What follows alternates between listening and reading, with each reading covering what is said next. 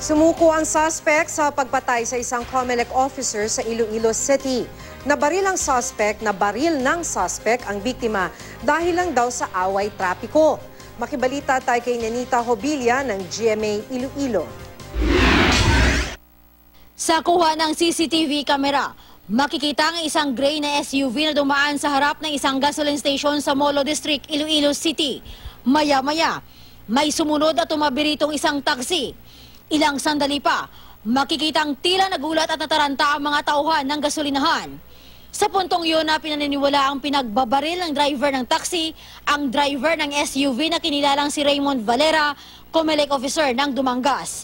Nagtamo siya ng tama ng bala sa kaliwang balikat at tumagos sa kanyang dibdib. Naisugod pa ito sa ospital pero binawian din ng buhay. Base sa investigasyon, posibleng road rage o away lang sa trapiko ang motibo sa pamamaril. Sa tulong naman ng CCTV footage, natunto ng mga pulis ang operator ng taxi na may body number na 0538. Yung tag-iya mismo na si Mr. Melvin Udicta ang naghambal nga pasurenderon niya ang driver, hulat lang nila ang lawyer.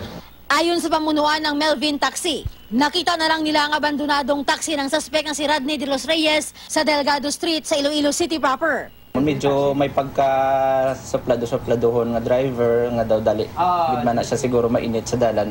Especially sa amon man di kong kisa nga kon maakigan siya namon doon singki gid man siya.